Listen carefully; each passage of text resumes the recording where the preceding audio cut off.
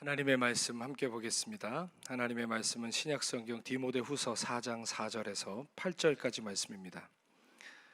디모데후서 4장 4절에서 8절까지 말씀.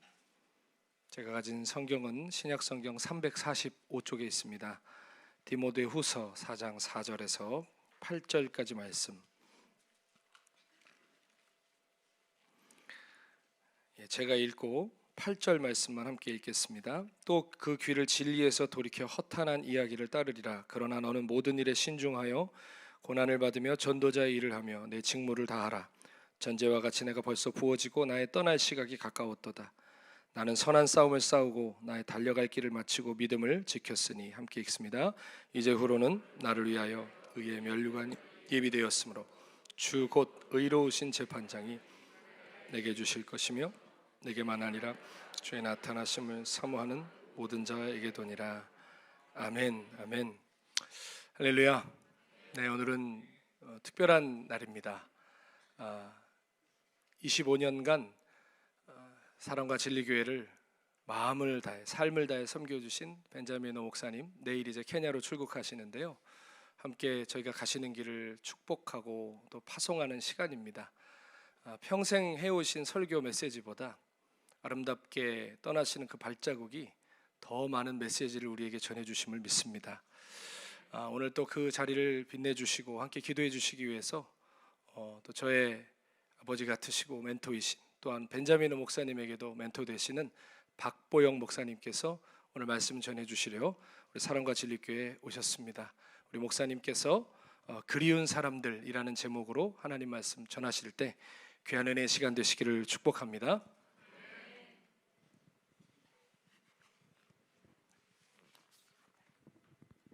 우리 기도하겠습니다. 거룩하신 우리 하나님, 오늘도 귀한 예배 감사드립니다. 의미 있고 아름다운 예배가 되게 하여 주시옵소서. 우리에게는 목마름을 잊어버린 지 오래된 것 같습니다. 혈루증 걸린 여인의 목마름을 허락하여 주시사 죄의 근원이 말랐듯이 하나님, 우리들의 생각이나 마음, 또한 우리들의 말이나 삶에 주여 꼭 우리 예수 그리스도의 은혜가 함께하여 주셔서 하나님, 우리도 죄의 근원들이 마르게 하여 주시고 하나님, 이 예배의 진정 목마른 예배가 되게 하여 주시사 주님을 만나는 은혜의 예배로 역사하여 주시옵소서. 간절히 간구하옵고 바라오며 오늘도 회개의 영이 우리에게 임하기를 소망하오며 예수님 이름으로 축복하옵고 기도드렸습니다. 아멘. 제가 오늘은 예배드리기 전에 우리 김성준 목사에게 부탁을 했습니다. 야, 내가 너를 얼마나 사랑하는지 너는 아느냐? 그 찬양을 좀 한번 먼저 해줘봐라. 그랬어요. 왜냐하면은 이 찬양에는 사연이 좀 저에게 있습니다. 제가 아프리카를 이제 갔다가 미국으로 왔는데 말도 안 되는 일이 저에게 갑자기 일어나기 시작을 했습니다. 제 아들이 제 사역에 동참을 하겠다는 거예요. 아프리카도 갔다가 미국도 왔다가 그리고 캐나다 들려서 자기는 한국으로 돌아가겠대요. 근데 어떻게 일이 커지다 보니까 그 집안 아들의 모든 집안 식구들끼리 같이 오게 됐습니다. 그래 손자는 제 평생에, 애가 초등학교 5학년인데도 몇 번 만나지 않았습니다. 그저 기억이 없어요. 별로 얘가 어떻게 생겼는지, 어떤 아이인지. 그런데 손자하고도 며느리하고도 아들하고 이런 여행을 한다는 건 말이 안 됐습니다. 왜? 그때까지만 해도 30몇 년 동안 아들과 손자를 만난 지는 10번이 채 안 됐을 것 같아요. 서울 인천에 살면서요. 왜 그런 줄 아세요? 제가 거부를 하고 제가 거절을 했어요. 얘를 만나면 너무 좋은 거예요. 그래서 이 길 가기도 싫고 함께 살아가고 또 이렇게 함께 목사로 잘 만들어져가는 얘네들이 싫은 걸 어떻게 해요?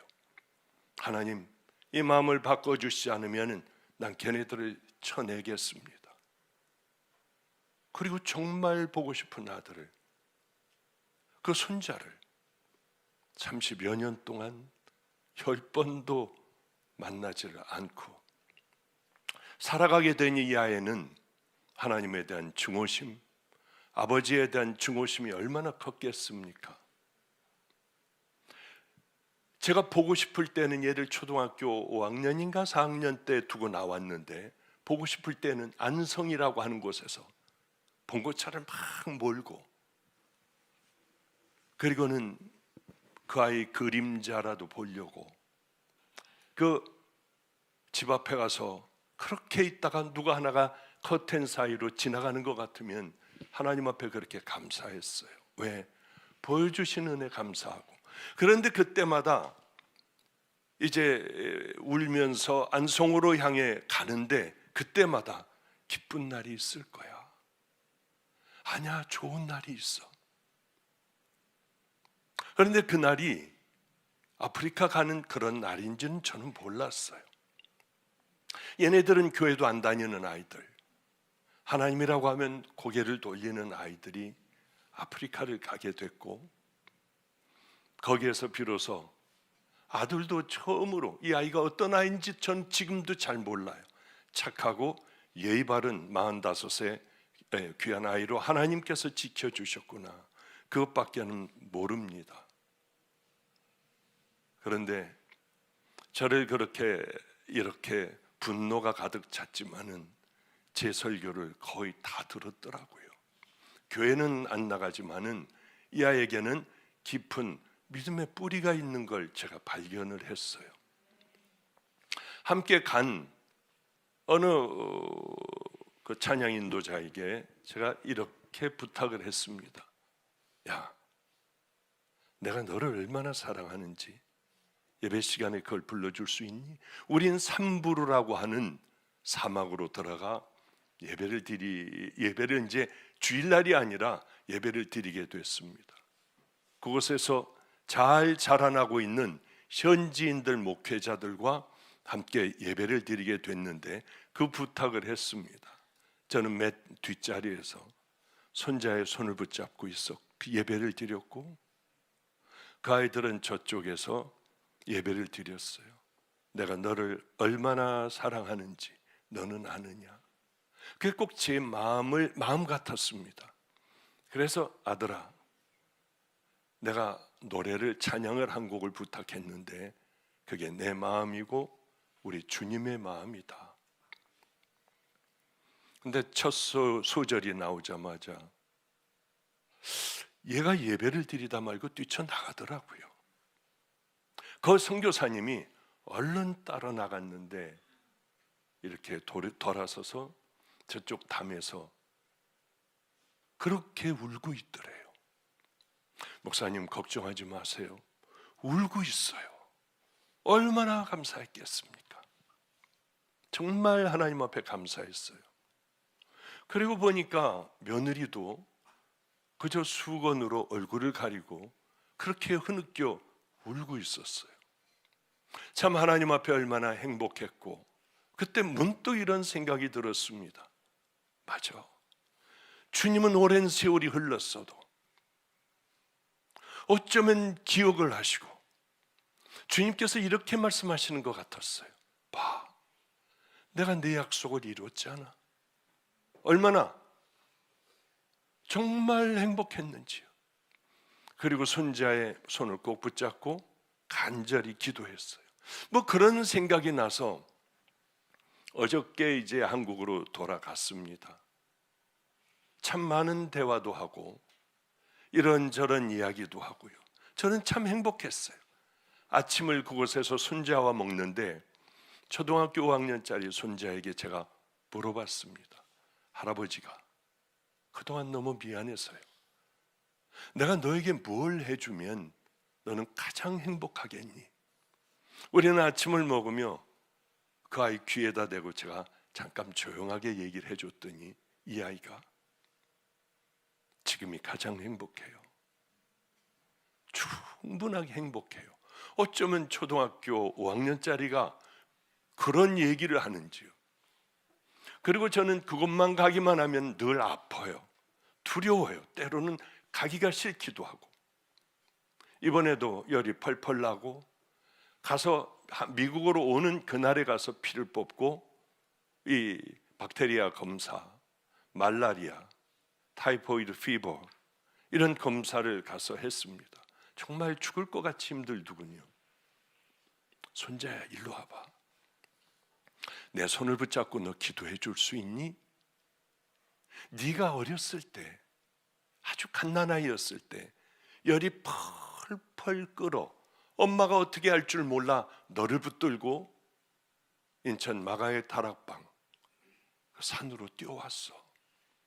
내가 그때 너를 어떻게 기도했는 줄 아니? 하나님, 제가 어떻게 살아온 줄 아시잖아요. 나는 내 손자를 처음 봐요. 이 아이를 고쳐주세요. 앞으로 더 열심히 살겠습니다.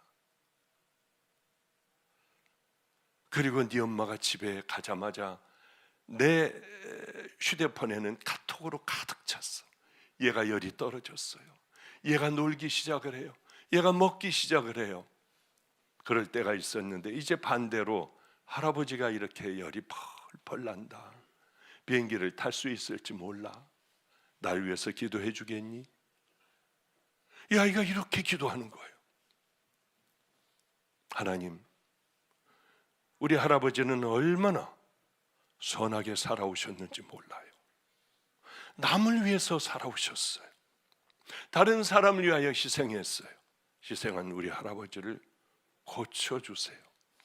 정말 너무 행복하더라고요. 제 평생에 가장 행복한 그런 아침이고 밤이고 예배 아니었겠습니까? 그래 오늘 갑자기 그 생각이 났습니다. 김성준 목사님이 이 찬양을 불러주면 참 행복하겠다. 왜? 우리는 밤만 되면 얘네들이 전부 밤만 되면 제 문을 열고 들어와 천기누설 하면서 들어와요. 하늘의 것을 가르쳐 달래요. 그럼 얘들 다리부터 주물러 하면 애들이 올라와서 팔다리 다 주물르고 찬양 하나 해봐. 그럼 이광진 목사하고 둘이 다들 찬양을 다 화음을 넣어서 해주고 그러면 제가 하나님 나라는 말이야 이런 거야.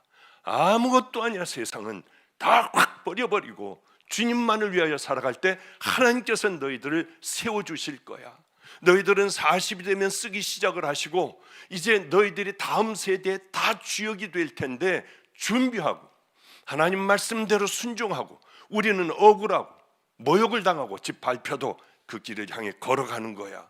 밤낮 이런 얘기들을 해주고 돈이 있을 때는 떡볶이를 사가지고 오라고 해서 우리 행복하게 먹고 늘 그러던 생각이 나서 오늘은 그래 내가 너를 얼마나 사랑하는지 너는 아느냐 그 찬양을 좀 불러달라고 했습니다. 뭐 이렇게 시작을 하는데 오래 했는지 죄송해요. 그런데 가는데 오늘도 설교 못해도 괜찮습니다. 아프리카를 가게 됐어요. 내게는 너무나도 큰 꿈이 있었어요. 그래 가면은 이제 이놈 이렇게 하고 쟤는 저렇게 하고 쟤는 저렇게 해서 참 행복한 우리들의 선교 여행, 얘네들 마음속에 확 못이 박히는 하나님 꼭 그게 해주세요. 나는 내 손자하고 많이 놀 거예요. 이런 기도를 얼마나 많이 했겠어요 제가. 그런데 일이 하나가 탁 생겼어요. 우리 집 아이 중에 어떤 아이 하나가 어린아이 하나가 마음에 큰 상처를 부모로부터 받았어요. 큰 상처. 이 아이의 소원은 엄마하고 한번 자는 것이 소원이었어요. 남들은 다 그런데 나는 왜 이렇게 살아야 돼요? 그럴 때마다 할 말이 없었어요. 그래서 결국은 이렇게 함께 살게도 해줘 봤고 이번에 완전히 엄마하고 함께 이제 사는 우리 집에 근처에서 살다가 완전히 떨어져서 사는 그리고 이제 엄마에게 행복하게 가서 살게 하는 그 단계를 쭉 밟아주고 있었습니다. 그런데 엄마한테 엄청난 상처를 받은 거예요.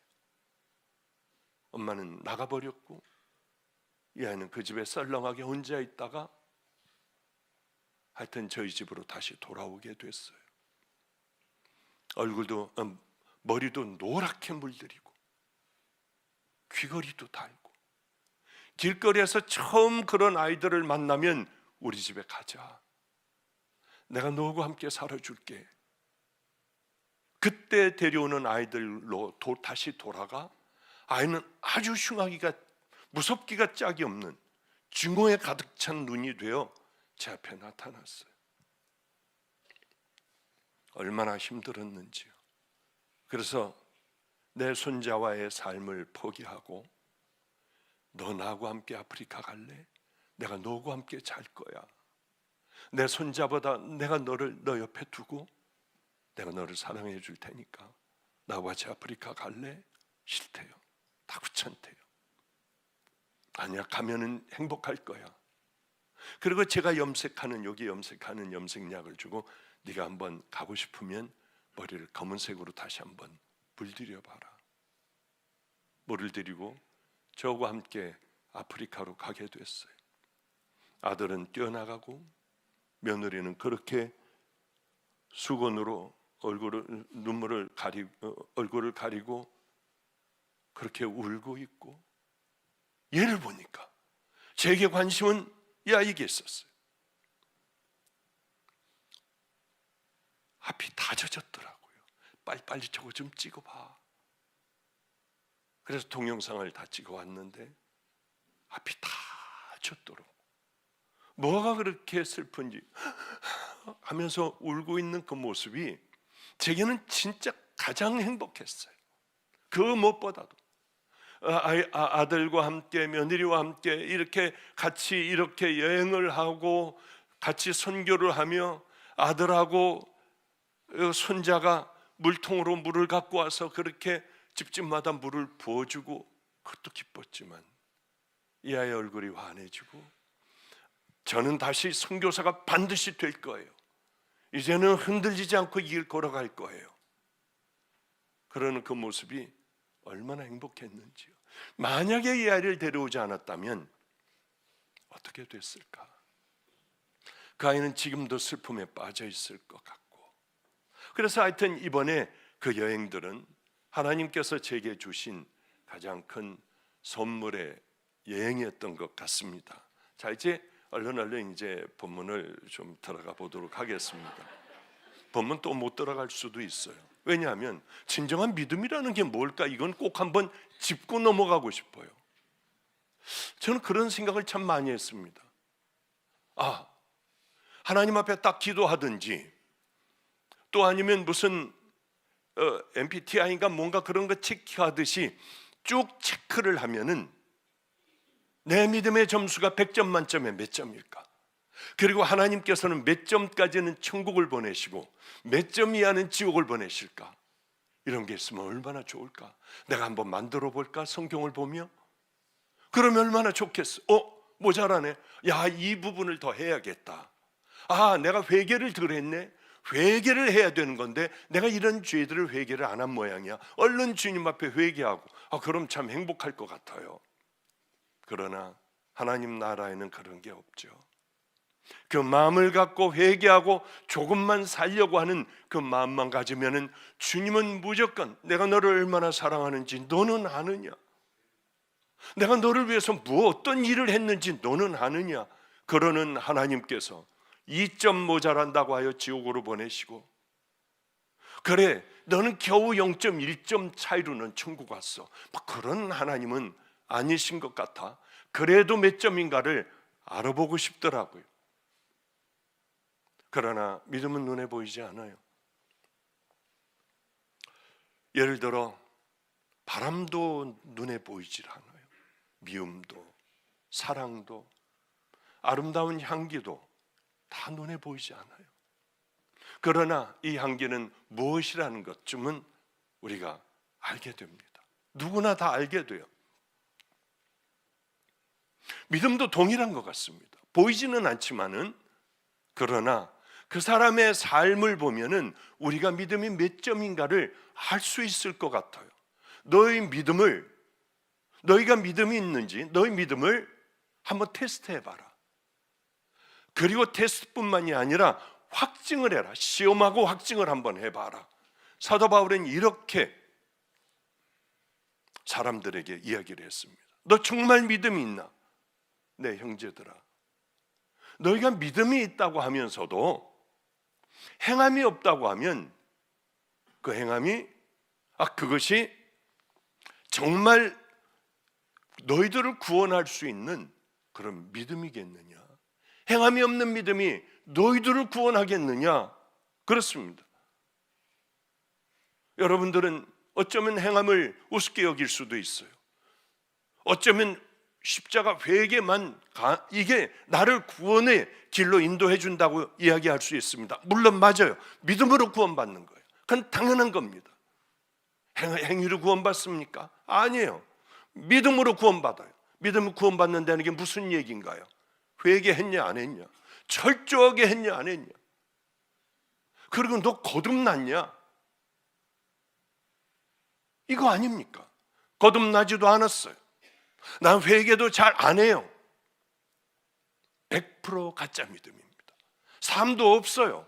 그냥 교회 나와서 예배 드리는 거 하나밖에는 없습니다. 여러분의 신앙은 분명히 가짜예요. 천국 가는 신앙이 아니라 다 지옥 갑니다. 저보고 이단이라고 해도 괜찮아요. 회개가 없다면, 다시 거듭남이 없다면, 죄와 싸우지 않는다면 여러분 아니에요. 다시 처음서부터 회개하며 얼른 처음서부터 시작을 하여 좁은 길, 순종의 길로 들어서야만 여러분들은 천국 갈 수가 있는 거예요. 말뿐인 믿음, 삶이 없는 믿음, 그게 너를 구원하겠느냐? 단호한 그 질문에 우리는 대답을 할 수 있어야 됩니다. 그런데 여러분은 아마 지금의 이 신앙을 가지고 주님의 심판대 앞에 갈 거예요. 왜? 사람이 정말 확 깨지는 그 순간이 아니면 우리는 가던 길을 그대로 가니까. 얼마나 무서운 얘기인지 모릅니다.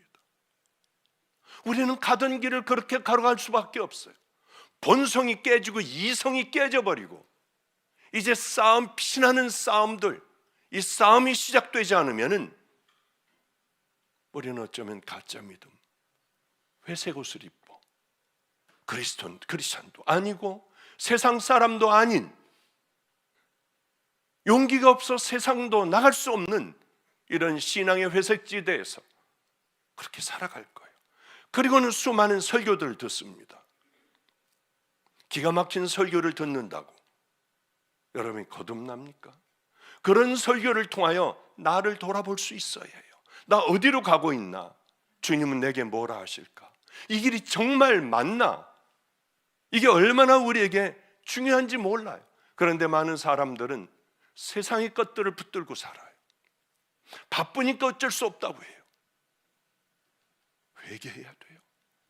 먼저 내가 누구인지 알아야 돼요. 이렇게 살아도 될까? 제가 어릴 때였습니다. 초등학교 때 제 손자 나이 정도 된 모양이에요. 인천 송월감리교회는 피난민들이 너무 많았어요. 근데 주로 이제 이북에서 나온 피난민들이었습니다. 억적같이 살았어요. 가난하기 때문에 무당도 많고 점치는 데도 많고 뭐 그 주변 교회 일대에는 온통 그런 것들이었죠. 그런데 교회 다니는 권사님의 아들이 있었는데 아버지는 바로 그 6.25가 얼마 그래 오래 지나지 않아서니까요. 아버지는 죽고 이 형은 소아마비고 다리를 심하게 절었어요. 참 힘들게들 살았는데 이 형은 손기술이 너무나도 뛰어났습니다. 그래서 이 구슬이라고 하죠. 엄청나게 많이 갖고, 저는 목사의 아들이니까 청구술 한 20개 갖고 있었다고 하면, 한 30개 갖고 있었다고 하면 백구슬이라는 거하고 이거 30개하고 하나라고 바꿀 수도 있는 그런 것들을, 그때는 주판을 했는데 주판 주머니에 잔뜩, 신발 주머니에 잔뜩 여기저기에 엄청나게 많은 그런 걸 가지고 있었어요. 이 별 볼일 없는 목사의 아들 거를 좀 갖고 싶어서 그런지 이 형은 저보고 홀짝을 하지. 안 하면은 매 맞을 것 같아가지고요. 상체가 아주 발달을 한 형이니까 어쩔 수 없이 했어요. 한 번에 20개를 딱 가두군요. 홀 했는데 짝이었어요. 다 갖고 왔어요. 그 다음에 무섭기 시작했습니다. 그러니까 30개가 60개가 됐어요. 그 다음에 이 형은 120개, 60개를 다 대는 거예요. 이게 몇 번만 지나가면은요, 엄청나져요. 엄청나져요. 그런데 그날은 이상하게 운이 좋은 날이었는지 접는 것마다 다 제가 다 땄어요. 잠깐 기다리라고 하며 집에 가서 이만한 걸 다 갖고 와서요. 다 될 테니까 너도 다 대래요. 한 번에 하재요. 얼마나 떨렸어요. 저는 뭐 잃어봐야 청구서 30개 있는 거니까 딱 했는데 짝이었어요. 그냥 짝 그랬는데 홀이었어요. 이걸 다 제가 갖게 됐습니다. 꿈 아니에요, 진짜예요, 이건. 그래서 인생은 짝이 아니라 홀이구나. 그냥 그런 생각이나 그냥 했었습니다. 근데 이 형이 막 이렇게 절뚝절뚝하며 집으로 돌아가는데 얼마나 미안한지요. 가서 형 다 줄게. 미안해, 미안해 하려고 하는데 이게 너무 기가 막힌 거예요. 내 평생에 만져보질 못할 거예요. 그래서 교회 뒤에다가 이 구덩이를 파고 그걸 다 집어넣고 묻어놨어요. 그것만 생각하면 행복했어요. 또 뭐를 했느냐면 저는 만화책 볼 돈은 떨어지지가 않았습니다. 부모님은 절대 안 주시지만은 철봉 밑에 가면 반드시 동전들이 이렇게 떨어져 있어요. 뒤집고 애들이 뒤집다 거기서 다 흘린 거예요. 이 초등학교에 가가지고 한번 수금하고 저 초등학교에 가서 수금하고 뭐 그러면은 넉넉하게 만화는 볼 수 있어요. 한 일주일 정도 거두러 다니면 짜장면도 한 그릇 먹고요.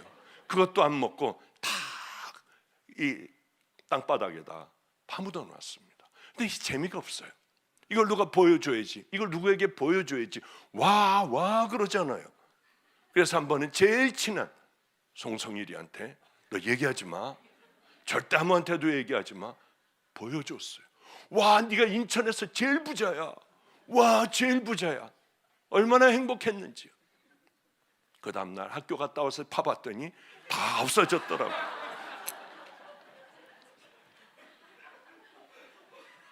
며칠간을 열이나 아파 누워 있었어요. 왜 그러냐고 해도 얘기는 못하고요. 그저 며칠 동안 가지고 있다가 그만 짜장면도 안 먹고 그렇게 놔뒀던 것을요. 송송이를 불러서 너 어떻게 이럴 수가 있느냐고 해도 애는 절대로 안 가져갔다고 하는데 뭐라고 합니까? 지금 돌이켜 생각을 해보면 우리 인생은 이런 거겠다. 이렇게 살아가는 것. 죽고 모으고 정신없이 이렇게 하다가 보면 어느 날 주님이 빨리 와라. 너 이제 올 때가 다 됐어. 그게 우리 인생 아닌가? 이런 생각을 해요. 그래, 나는 이렇게 안 할 거야. 난 정말 가치 있게 살아갈 거야. 내 인생 이렇게 허투루 보내지는 않을 거야 하는 생각을 하면서 지금까지 살아왔어요. 많은 것들 싸우기도 하고 확 해버리기도 하고 그냥 이렇게 결정을 해버리기도 하고요. 교회 교인들 다 떼어주고 1000여 명 떼어주고 문 닫아버리고요. 또 돌아올까 봐 의미 있게 살아보려고요. 하나님 말씀대로 살아보려고요. 오늘 보면은 이제 디모데에게, 믿음의 아들 디모데에게 사도 바울은 유언적인 마지막 편지를, 디모데 후서를 쓰고 있습니다. 믿음의 아이들에게 이제 알려주는 아들에게 마지막 편지죠. 저는 늘 그렇게 얘기해요. 내 주변에는 목사들이 참 많아요. 함께 살아온 목사들이 이제는 다 커서 믿음의 길을 잘 걸어가고 있어요. 너무 감사해요. 뭐 큰 목회를 한다, 적은 목회를 한다가 아니라 외부에서 목사님 제자에게 이 큰 교회 담임으로 모실 수 있도록 해주세요. 그 여러 군데서 들어와요. 외부에서도 인정을 해주는구나. 참 감사했습니다. 저는 우리 이 아이들에게 동일한 늘 그 얘기를 해요. 야, 생명을 걸고 믿음의 길을 걸어가다 보면 나머지는 주님이 해주셔. 너희들은 하나님 앞에서 똑바로 믿음의 길을 향하여 생명을 다해 걸어가 봐. 그 얘기 밤낮 그 얘기합니다. 마태복음 5, 6, 7장 늘 읽으면서 나를 비춰봐. 예수님이면 이 일을 어떻게 하셨을까를 반드시 물어보고 한 걸음 한 걸음 가. 확 해버려. 잘 못할 때는 확 해버리고 그냥 죄를 뒤집어 써도 그렇게 한번 그 길을 걸어가 봐. 이런 걸 많이 이야기를 합니다. 디모데는 너 때를 사도 바울은 디모데에게 때를 얻든지 못 얻든지 너 말씀 전파하는데 생명을 걸어라. 그렇게 편지를 합니다. 그래요. 우리에게 가장 중요한 건 말씀을 전하는 거구나. 열심히 전파하는 거구나. 저도 하루도 빠짐없이 전도를 그렇게 했어요. 어느 날 너무 피곤해서 그래서 잠도 한 3-4시간밖에 못 자니까 뭐 개척교회 아무도 없는데 뭐 3-4시간밖에 왜 못 자냐. 백수들이 과로사 한다고 하잖아요. 왜? 하여튼 열심히 그렇게 뭐가 그렇게 바빴는지 그렇게 열심히 전도도 하고 어느 날 너무 피곤해서 보니까 12시 10분 전이에요. 밖으로 막 뛰어나갔어요. 나가서 전도를 하려고요. 사람이 있어야죠. 그래서 버스터미널 뒤로 가면은 거기 뭐 화려하게 불도 켜져 있고요. 그리고 뭐 새빨간 언니들 뭐 이게 루즈 바르고 한 언니들 짧은 치마 입은 언니들이 그걸 왔다 갔다 많이 하고 그리로 갔어요.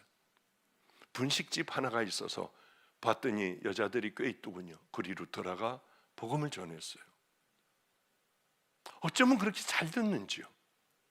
그런데 덩치 큰 깡패 같은 술 냄새 풍기는 사람이 와 나가 이 자식아 재수없게 와가지고 그런데요. 그러나 한 자매를 전도를 하게 됐고요. 그 자매는 몸을 파는 자매였어요. 자기 소원을 하나만 들어달래요. 그런데 이 소원이 참 힘들었습니다. 그게 가만히 있어. 신흥사라고 하는 절에 자기하고 같이 가달래요.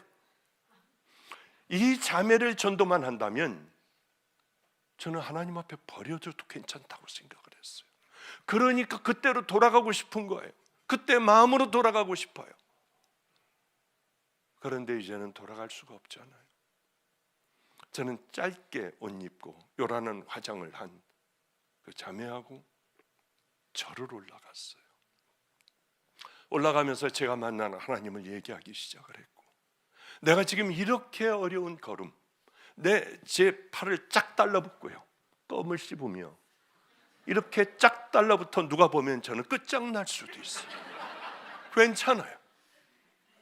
쫓겨나도 괜찮았어요. 이 자매만 예수를 믿을 수 있다면은 내가 만난 하나님을 얘기를 했어요. 자매는 슬슬 잡았던 손을 놓고 함께 그냥 걸어갔습니다. 너무 고마웠어요. 자기 같은 사람도 되네요. 나같이 더럽게 산 이런 사람도 예수님을 만나면 될 수 있느냐고 가다가 올라가다가 바로 그 입구에서 눈물 흘리며 저를 쳐다보던 그때가 너무 그리워요. 정말 그리워요.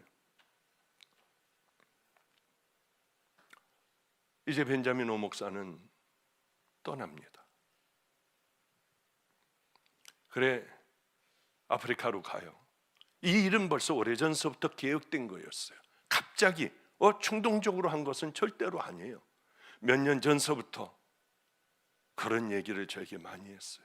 특별히 아프리카를 갔다 오고 난 후서부터는 샤머니즘과 함께 있는 이 목사들, 진짜 복이 무엇인가를 전혀 모르고 있는 이들에게 복음을 가리키면서부터 눈이 띄기 시작하고 사명이 솔솔솔솔 들어오기 시작했던 모양이에요. 기도하면서 이게 커지니까 감당을 본인도 할 수가 없는 것 아니겠습니까? 하나님께서 이러한 사명을 주시는데 이걸 외면할 수는 없는 거 아니에요, 목사가. 그러기에 김성준 목사도 1000여 명 되는 교인 목회를 하다가 혼자 개인 목회를 하다가 아프리카에 10몇 명 있는 교회에 거기에서 목사님이 직접 김성준 목사의 집으로 찾아가 여기 좀 와줄 수 없느냐. 그때서부터 고민이 생기고 괴롭고 고통스러워졌어요. 이 목회가 편치 않은 거예요. 거기 10몇 명, 나이로비에 10몇 명의 목회 놓고 목회를 어떻게 해요? 1000여 명 되는 목회를 하다가 이 작은 곳에 애들 학교는 어떻게 하고 애들이 둘이나 있는데 그러나 어느 날 가게 해달라고 하더라고요. 저는 그런 거 절대로 제가 너 가, 너 관둬, 너 오지 마 이런 얘기 절대로 안 해요. 여기도 똑같습니다. 여기 오고 가는 것도 똑같아요. 뭐 다들 함께 있으니 알 거예요. 전 그런 건 상관 안 해요. 본인들이 알아서 결정을 해야죠. 가겠습니다 하더라고요. 10몇 명 있는 한 20명 애들까지요. 그 교회로 갔어요. 갔다가 이번에 또 이렇게 오 목사는 이렇게 가고 또 김성준 목사는 일이 오고 참 하나님의 계획은 참 오묘하고 무조건 우리는 여기에 그저 순종만 하면 되겠구나 그런 생각을 하며 구체적인 이야기도 일정까지도 같이 다 의견을 나누고 그리고 이런 일들은 진행이 되고 여기까지 오게 되었습니다. 가장 중요한 게 하나가 있어요.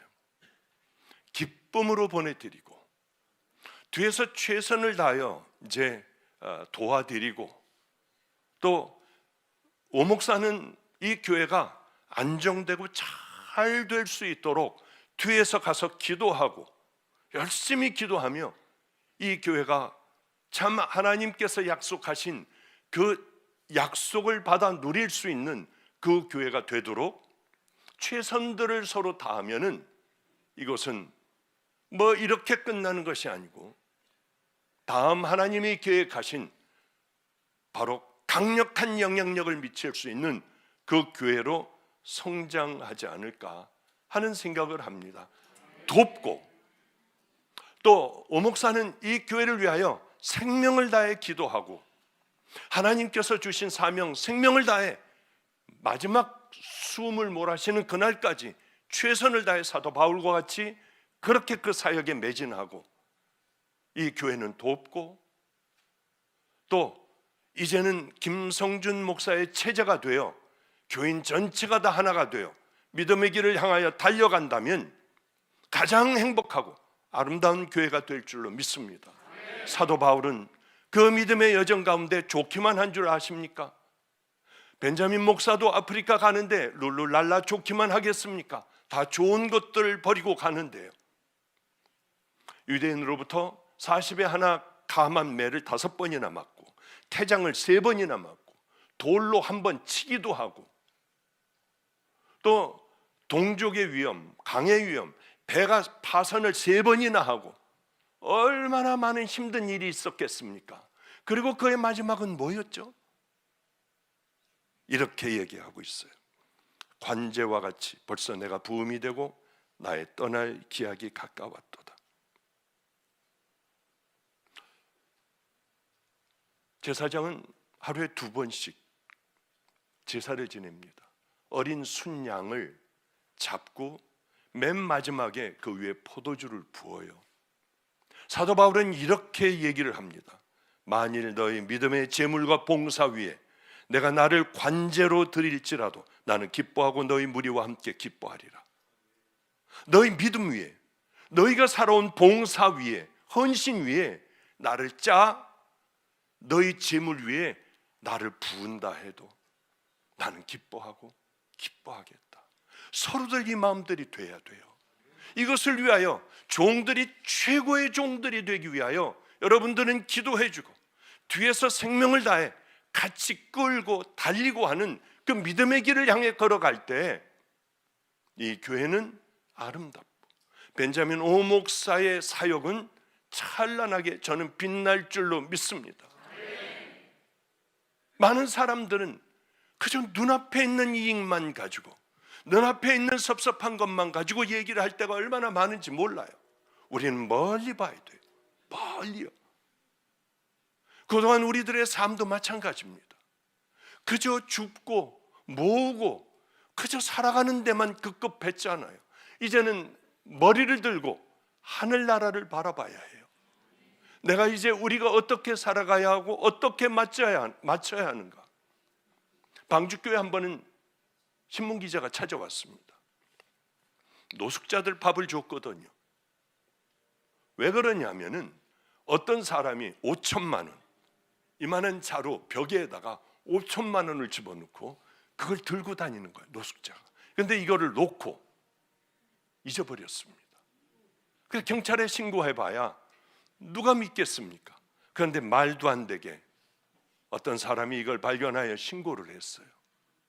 그 노숙자는 다시 5천만 원을 찾게 되었습니다. 그 끝은 어떻게 됐는지 몰라요. 있어도 쓰지 못하고 줍고 모으고 구걸해서 모으는 것밖에는 이 사람은 몰라요. 얼마나 불쌍한지요. 그때 제가 그런 생각을 했습니다. 그걸 가지고 좀 가서 씻기도 하고 좀 먹기도 하고 해야 될 텐데 모으기만 해요. 그래 신문에 작게 났을 때도 있었습니다마는 우리들의 인생이 저는 절대로 이렇게 하고 싶지 않아요. 그래서 교인들을 나눠줬어요. 여기저기 개척교회에다 나눠주고 두 달에 한 번씩 교회 문을 닫고 저서부터 개척교회 가서 예배를 드렸어요. 전부 개척교회 가서 예배 드렸습니다. 여러분 11조 감사헌금은 다 개척교회들 가서 헌금하십시오. 왜? 우리 교회는 모으는 교회 아니에요. 우리 교회는 그렇게 줍다가 많은 교회 아니에요. 이 교회로 만들고 싶더라고요. 그러다가 보니까 어느 날 목사들 월급 줄 돈이 없었습니다. 우리 지방에서 우리 지방에서 제일 헌금 많이 나오는 교회였습니다.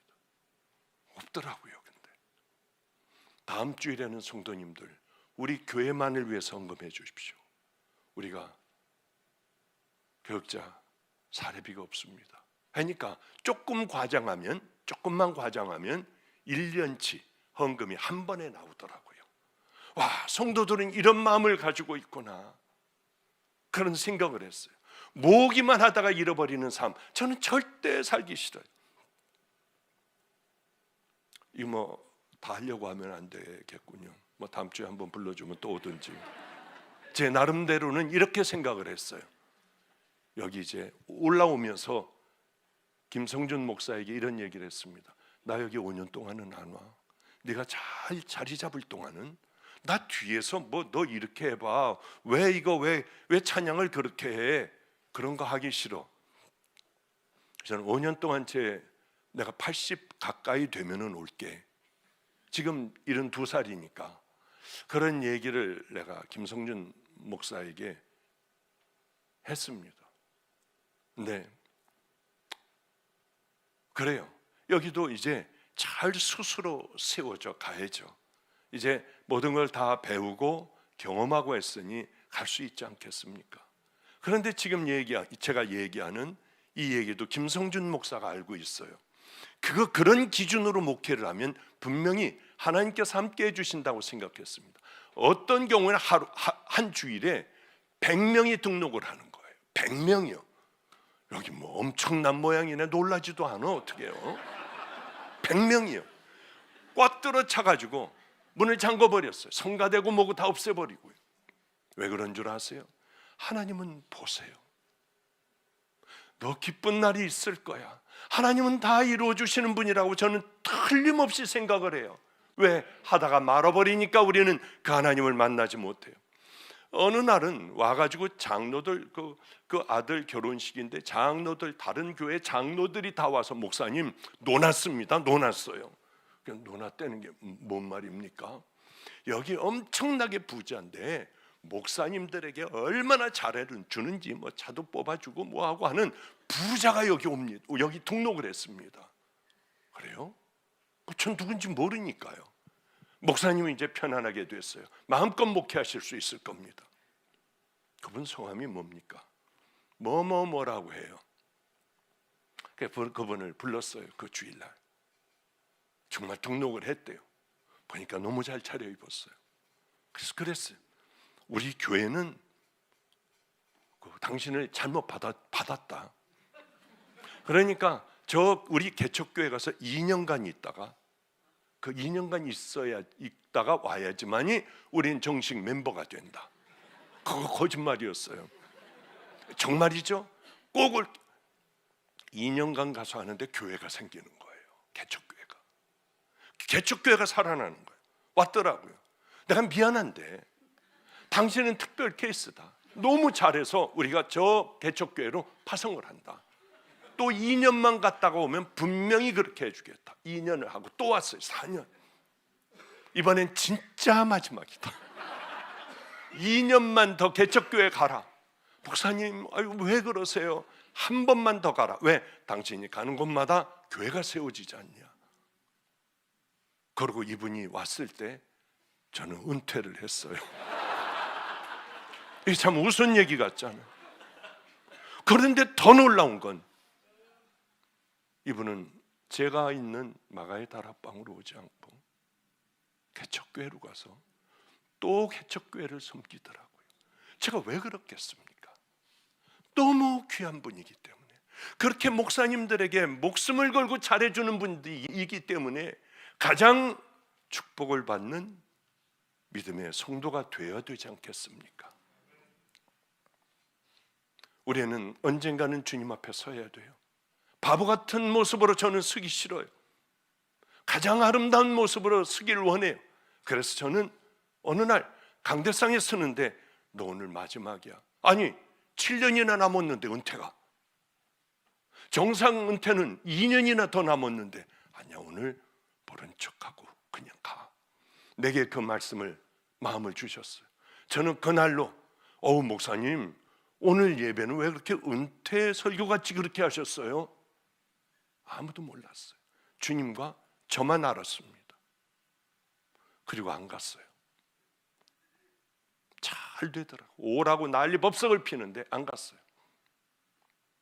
1년 후에 저를 오래요. 그것도 제일 작은 새신자 초청 예배에 저 그때 갔습니다. 그저 요렇게 모인대요. 최선 다했어요. 이번 주일날 와달래요. 보니까 제가 가도 되겠더군요. 저를 따라오면 안 되잖아요. 그럼 또 은퇴 목사하고 이게 뭐 싸움질들하고 별짓들 다 하잖아요. 이제는 하나님 가는데요, 제 방에 한 명도 들어오지 않게 해주세요. 담임 목사에게 다 가게 해주세요. 한 명이라도 오면 전 평생 안 오겠습니다. 그리고 가서 설교를 하는데 어쩌면 한 명도 안 오냐고요. 이게 냉정하더라고요. 교인들은 떠나면 끝이더라고요. 너무 감사해요.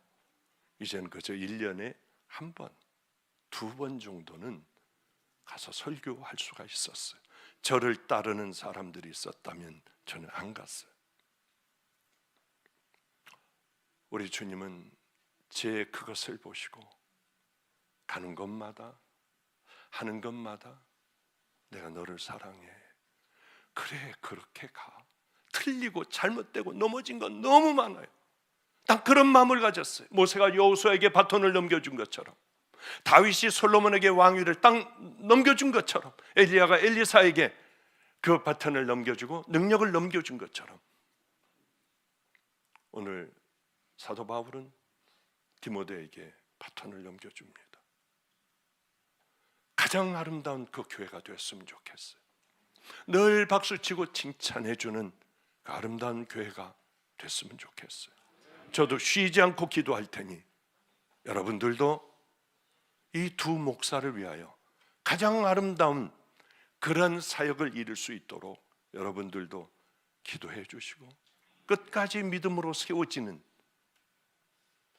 그 은혜의 사랑과 진리교회 되시기를 주님의 이름으로 축복합니다. 기도하겠습니다.